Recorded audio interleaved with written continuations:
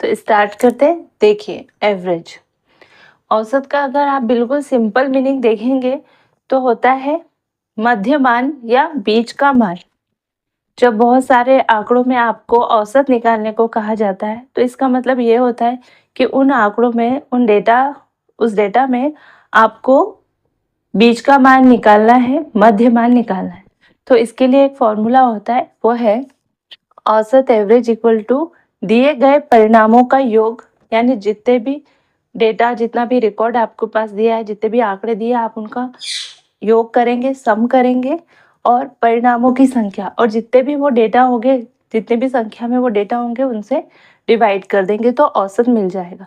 English में आप कहें तो sum of observations divide it by number of observations.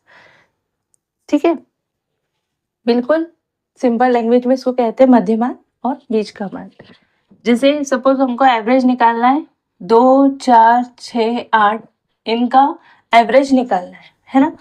तो हम क्या करेंगे, इनका जोड़ करेंगे, इनका सम करेंगे और जितने ये है, 4 है, 1, 2, 3, 4, तो 4 से इनको भाग दे देंगे तो इनका मध्यमान निकल जाएगा, औसत निकल जाएगा। तो ये क्या होगा, 2, 4, 6, 6 और 6 12, 12 और 4 12 और 8 20, 20/4। तो इनका औसत क्या होगा, 5। अब देखो, वैसे भी आप देख सकते हो, और अगर आप ये बिल्कुल इंक्रीजिंग ऑर्डर में है तो इनके मध्य में जो नंबर है वो क्या है, 5।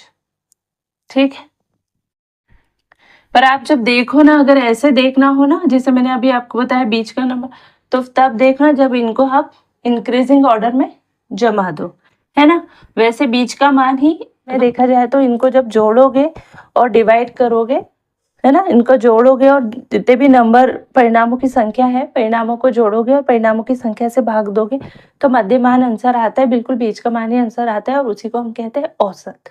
दूसरी चीज, अगर आपको औसत चाल निकालना है, यानी कि एक बंदा ए से बी तक की दूरी एक किसी चाल से करता है, जैसे x किलोमीटर प्रति घंटे की चाल से चलता है, और उसी डिस्टेंस पे को वापस आते वक्त या उतनी ही दूरी की डिस्टेंस आगे, सपोज आगे या वापस आने में, पर दूरी उतनी है, y किलोमीटर प्रति घंटे की चाल से चलता है, तो उसकी कुल औसत चाल क्या होगी, है ना। कुल औसत चाल निकालना है तब आपका फॉर्मूला होगा 2xy, जैसे ये वाली दूरी और ये वाली दूरी या